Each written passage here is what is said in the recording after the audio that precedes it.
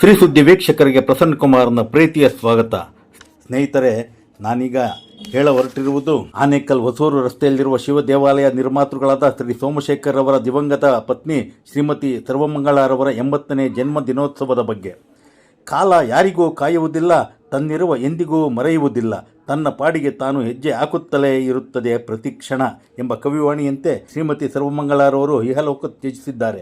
ಆದರೆ ಅವರ ಜನ್ಮವನ್ನು ಸಾರ್ಥಕವಾಗುವಂತೆ ಅವರ ಪತಿ, ಮಕ್ಕಳು, ಅವರ ಕುಟುಂಬದ ಎಲ್ಲ ಸದಸ್ಯರು ಅವರ ನೆನಪಲ್ಲಿ ಸಮಾಜ ಸೇವೆಯನ್ನು ಮಾಡುತ್ತಾ ಬಂದಿದ್ದಾರೆ. ಗಾಂಧಿ, ಬುದ್ಧ, ಬಸವರ ಹೆಜ್ಜೆ ಗುರುತು ಸಾವಿರ ಹಿಂದೆ ತಿರುಗ ಬದುಕ ನೋಡು, ಕಾಣುವುದುಂಟೆ ನಿನ್ನ ಹೆಜ್ಜೆ ಗುರುತು ಶ್ರೀ ಕಕ್ಕಮಲ್ಲೇಶ್ವರ ಎಂಬ ಕವಿವಾಣಿಯ ಆಶಯವನ್ನೇ ಶ್ರೀ SSN ಫೌಂಡೇಶನ್ ಮುಖಾಂತರ ಶ್ರೀಮತಿ ಸರ್ವಮಂಗಳರವರ ನೆನಪು ಅಜರಾಮರವಾಗಿರುವಂತೆ ಆನೇಕಲ್ ತಾಲೂಕಿನ ಜನ ಹೆಮ್ಮೆ ಪಡುವಂತೆ ಮಾಡಿ ತೋರಿಸಿದ್ದಾರೆ.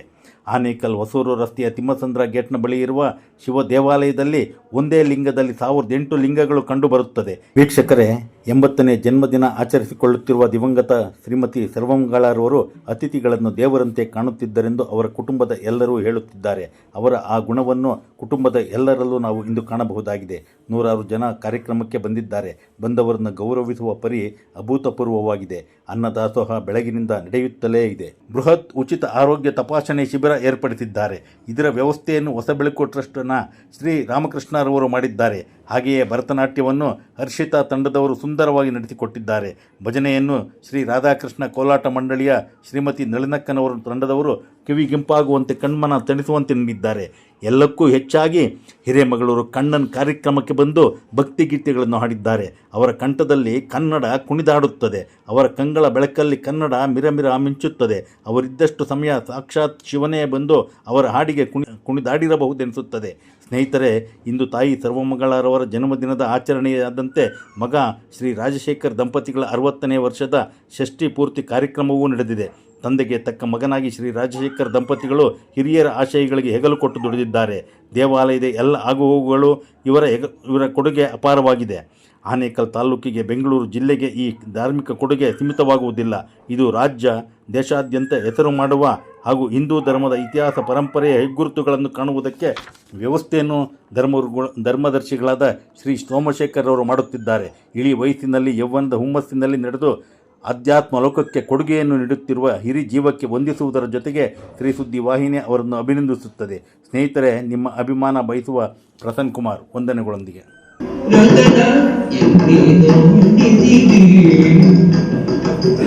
ಎಲ್ಲಿ ನೋಡಿದರಲ್ಲಿ ತಾನಿಲ್ಲದಿಲ್ಲವೆಂದು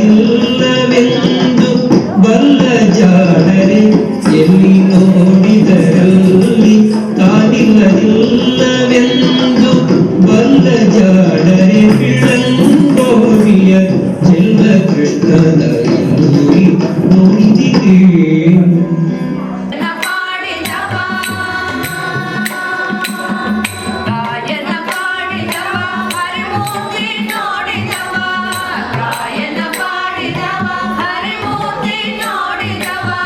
ಕಾಯನ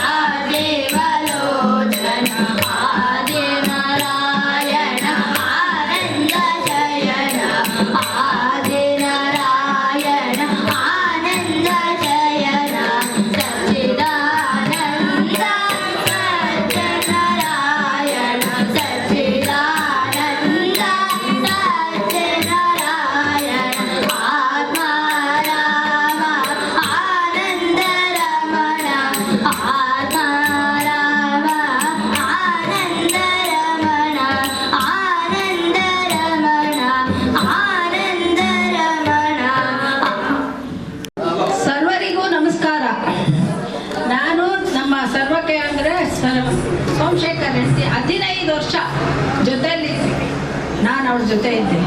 ಅವರು ತುಂಬ ಸರಳ ಜೀವಿ, ಯಾರಿಗೆ ಹೆಲ್ಪ್ ಮಾಡಬೇಕು ಅಂದರೆ ಸರ್ವೇ ಅಂದರೆ ಸಾಕು. ಮನೆ ಬೇಕಾದವರು ಮನೆ, ಸೈಟ್ ಬೇಕಾದವ್ರು ಸೈಟು, ವಿದ್ಯಾರ್ಥಿಗಳು ವಿದ್ಯೆ, ಮದುವೆ ಮಾಡೋರು ಅವ್ರು ಬಂದರೆ ಮಾಂಗಲ್ಯ, ಸೀರೆ, ಬಟ್ಟೆ ಎಲ್ಲ. ಆಮೇಲೆ ನಮ್ಮನೇಲಿ ಏನಾದರೂ ಅವರೇ ಡಾಕ್ಟರ್ ಹತ್ರ ಕರ್ಕೊಂಡು ಹೋಗ್ಬೇಕು. ಯಾವ ಡಾಕ್ಟ್ರು ಯಾವ ಕಾಯಿಲೆಗೆ ಕರ್ಕೊಂಡು ಹೋಗ್ಬೇಕು ಅಲ್ಲಿ ಕರ್ಕೊಂಡು ಹೋಗೋರು. ಅವ್ರು ನಾನು ಬಂದಾಗ ಅವರು ಬಾಂಬೆನಲ್ಲಿದ್ದರು.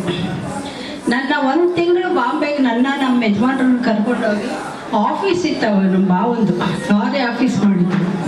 ಬೆಳಗ್ಗೆ ಕಾರ್ನಲ್ಲಿ ಕರ್ಕೊಂಡು ಹೋಗ್ಬಿಟ್ರೆ ಅವ್ರ ಆಫೀಸ್ ಹತ್ರ ಹೇಳ್ಬಿಟ್ಟು ನಮ್ಮನ್ನು ಡ್ರೈವರ್ ಕೈ ಕಳಿಸೋರು, ಊರೆಲ್ಲ ಸುತ್ತಿಸ್ಕೊಂಡು ಬರೋರು.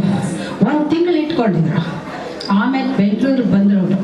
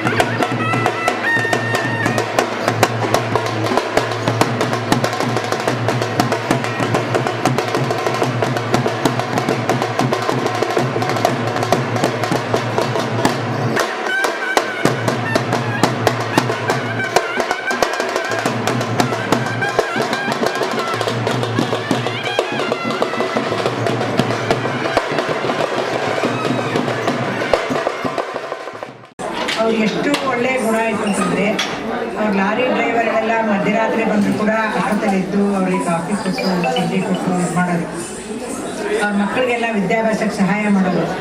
ಅದೇ ಜೀನ್ಸು ನನ್ನ ತಮ್ಮ ರಾಜಶೇಖರ್ ಬಂದಿದೆ, ಅವನು ಅದೇ ಥರ ಅವರ ಇದರಲ್ಲೇ ಫಾಲೋ ಮಾಡಿಕೊಂಡು ಆ ಜೀನ್ಸಿಂದ ಹಾಗೆ ಎಲ್ಲ ಮಾಡ್ಕೊಂಡು ಬರ್ತಾ ಇದ್ದಾನೆ. ನೋಡಿ, ಇದು ಎಲ್ಲರ ಕೈಯಲ್ಲೂ ಆಗದೇ ಇರುವಂಥ ಒಂದು ಮಹತ್ವಪೂರ್ಣವಾದ ಐತಿಹಾಸಿಕಪೂರ್ಣವಾದ ಒಂದು ಕಾರ್ಯಕ್ರಮ ಸನ್ಮಾನ್ಯ ಸೋಮಶೇಖರ್ ಅವರು ಮಾಡ್ತಾ ಇರೋದು. ಇಲ್ಲಿ ಬರೀ ದೇವಸ್ಥಾನ ಮಾತ್ರ ನಿರ್ಮಾಣ ಮಾಡಿಲ್ಲ, ಅದರ ನೆಪದಲ್ಲಿ ಒಂದು ಸಾಂಸ್ಕೃತಿಕ ವಲಯವನ್ನು ಕಟ್ಟಿಕೊಟ್ಟಿದ್ದಾರೆ. ಉದಾಹರಣೆಗೆ ಇಲ್ಲಿ ನೃತ್ಯ ಕಾರ್ಯಕ್ರಮ ಇರುತ್ತೆ, ಆರೋಗ್ಯ ಕಾರ್ಯಕ್ರಮ ಇರುತ್ತೆ, ಕಣ್ಣಿಂದ ಪರೀಕ್ಷೆ ಇರುತ್ತೆ, ವಿವಿಧ ದೇಹದ ಅಂಗಗಳ ಪರೀಕ್ಷೆ ಅಂಗದಾನ ಕಾರ್ಯಕ್ರಮ ಇರುತ್ತೆ, ಜೊತೆಗೆ ಅನ್ನದಾನ ಕಾರ್ಯಕ್ರಮ ಇರುತ್ತೆ ಮತ್ತು ಕೋಲಾಟ ಇರುತ್ತೆ. ಹೀಗೆ ಸಮಗ್ರ ಮಾನವ ಬದುಕಿನ ಎಲ್ಲ ಭಾಗಗಳನ್ನು ಮುಟ್ಟಿ ನಡೆಯುವಂಥ ಒಂದು ಮಹತ್ವಪೂರ್ಣ ಕಾರ್ಯಕ್ರಮ ಇದು. ಆದ್ದರಿಂದ ಇದು ಎಲ್ಲರ ಕೈಯಲ್ಲೂ ಆಗೋದಿಲ್ಲ. ಇದನ್ನು ಸೋಮಶೇಖರ್ ಅವರು ಅದು ಯಾವ ತಾಯಿ ಹೆತ್ತ ಮಗನೋ ಗೊತ್ತಿಲ್ಲ, ಕರ್ನಾಟಕದ ಹೆಮ್ಮೆಯ ಪುತ್ರ ಅಂತ ನಾನು ಇವ್ರನ್ನ ಹೇಳ್ತೀನಿ. ಆನೇಕಲ್ನಂಥ ಗಡಿಭಾಗದಲ್ಲಿ ಬಂದು ಕನ್ನಡ ನಾಡು ನುಡಿಯ ಸೇವೆಯ ಜೊತೆಗೆ ತಮಿಳುನಾಡಿನ ಸಾಂಸ್ಕೃತಿಕ ವೈಭವವನ್ನು ಒಂದುಗೂಡಿಸಿ ಒಗ್ಗಟ್ಟಾಗಿ ಕರ್ಕೊಂಡು ಹೋಗ್ತಾ ಇದ್ದಾರಲ್ಲ, ಅದಕ್ಕೆ ಅವ್ರನ್ನ ನಾವು ಅಭಿನಂದಿಸಬೇಕು. ಇವತ್ತಿನ ಕಾರ್ಯಕ್ರಮದ ಬಗ್ಗೆ ಹೇಳೋದಾದರೆ ಇದು ಅಭೂತಪೂರ್ವವಾದ ಕಾರ್ಯಕ್ರಮ. ಯಾಕೆ ಅಂತ ಹೇಳಿದರೆ ರಾತ್ರಿಯಿಂದ ಈಗ ಪೂರ್ಣಾಹುತಿ ಮುಗಿದಿದೆ, ಯಜ್ಞ ಯಾಗಾದಿಗಳ ಕಾರ್ಯ ಎಲ್ಲ ಮುಗಿದಿದೆ, ದೇವರ ಪೂಜಾ ಪುನಸ್ಕಾರಗಳೆಲ್ಲ ರೀತಿಯಲ್ಲಿ ನಡೆದಿವೆ. ಜೊತೆಗೆ ಈ ಆರೋಗ್ಯ ಕಾರ್ಯಕ್ರಮ, ದಾನ ಕಾರ್ಯಕ್ರಮ, ಅನ್ನದಾನ ಕಾರ್ಯಕ್ರಮ ಎಲ್ಲ ನಡೆದಿದೆ. ಇದಕ್ಕೆ ಕಾರಣೀಭೂತರಾದ ಅವ್ರ ಕುಟುಂಬದವರು, ಮುಖ್ಯವಾಗಿ ಅವರ ಮಗ ರಾಜಶೇಖರ್ ಅವರು, ಅವರ ಧರ್ಮಪತ್ನಿಯಾದ ನಂದಿನಿಯವರು, ಅವರ ಸಹೋದರರಾದ ಪರಂಜ್ಯೋತಿಯವರು ಇತ್ಯಾದಿ ಎಲ್ಲ ಅವರ ಬಂಧು ಬಾಂಧವರು, ರಕ್ತ ಸಂಬಂಧಿಗಳೆಲ್ಲರೂ ಕೂಡ ನಾವು ಸ್ಮರಿಸಬೇಕು.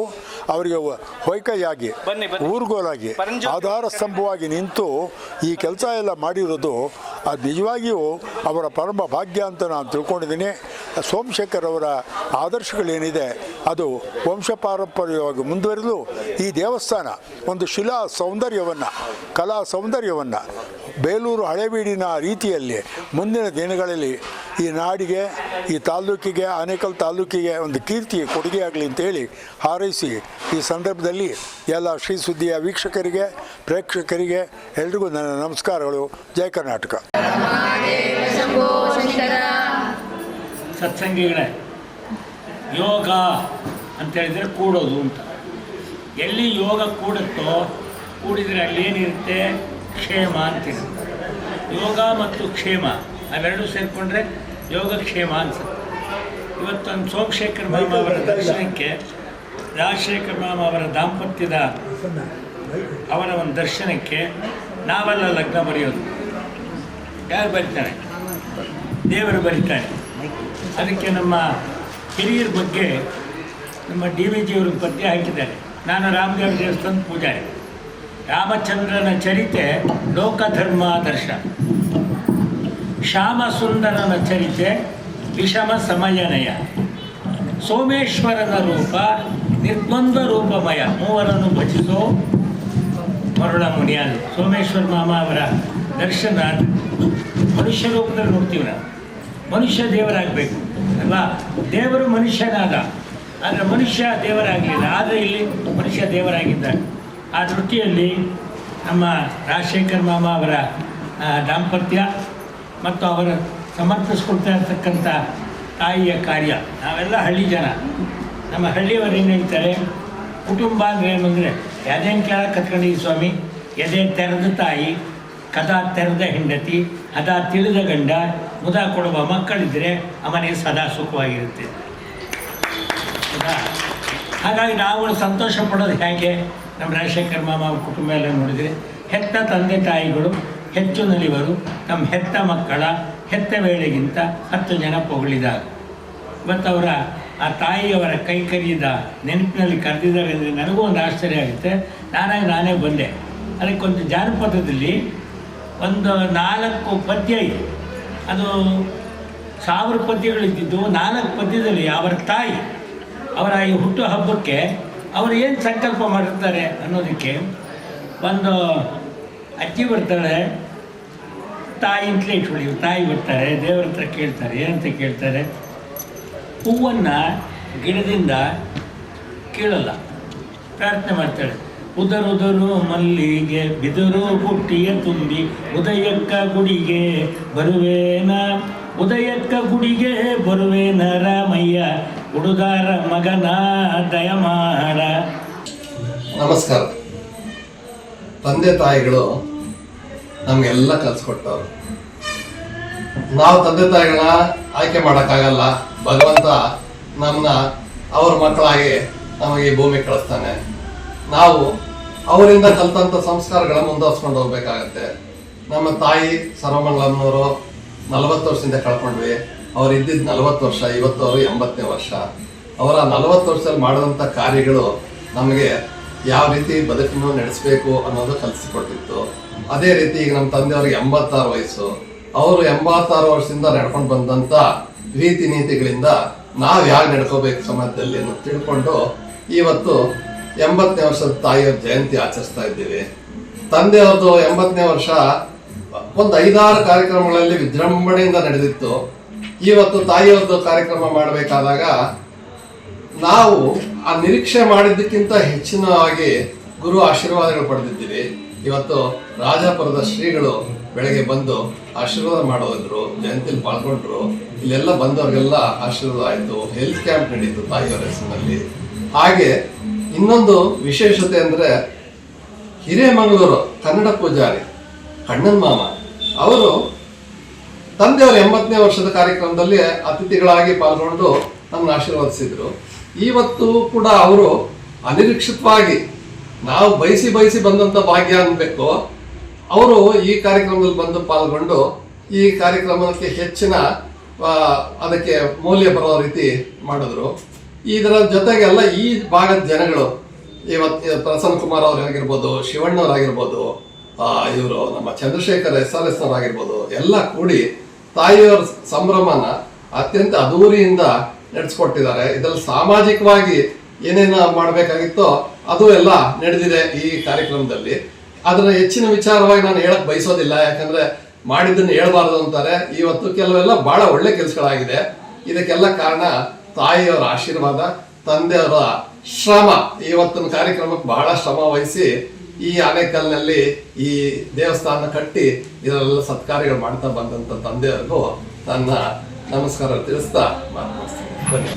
ಬಾಳಿನಲ್ಲಿ ತಾಳ್ಮೆ ಇರಲಿ, ಸಂಶಯ ಭಯ ತೊಲಗಲಿ, ಮನೆಗೆ ಶಾಂತಿ ಸಿಗಲಿ, ವಿಜ್ಞಾನದ ಕಣ್ಣಿರಲಿ, ಇತಿಹಾಸದ ಗಣಿಯಿರಲಿ, ಸಮನ್ವಯಕ್ಕೆ ಬೆಲೆ ಇರಲಿ, ಮಾನವತೆ ನೆಲೆಸಿರಲಿ, ಸೌಶಲ್ಯದ ಸುಖ ಸಿಗಲಿ, ನಿತ್ಯ ಆನಂದ ಲಭಿಸಲಿ. ಶ್ರೀರಾಮಚಂದ್ರನ ಕಾರುಣ್ಯದಿಂದ ನಿಮಗೆ ಸದಾ ವಿವಿಧ ಧರ್ಮಗಳನ್ನು ಆಚರಿಪ ನಿಮ್ಮ ಮನೆಗಳು ವಿಜಯಲಕ್ಷ್ಮಿ ದಿನದ ನೆಲೆಸಿರ್ಪಡು ಇದಕ್ಕೆ ವರ್ಧಿಸಲಿ, ನಿಮ್ಮ ಬಾಳು ಅಭಿವರ್ಧಿಸಲಿ. ನೋಡಿ, ರಾಮನೇ ಬಂದ ಇಲ್ಲಿ.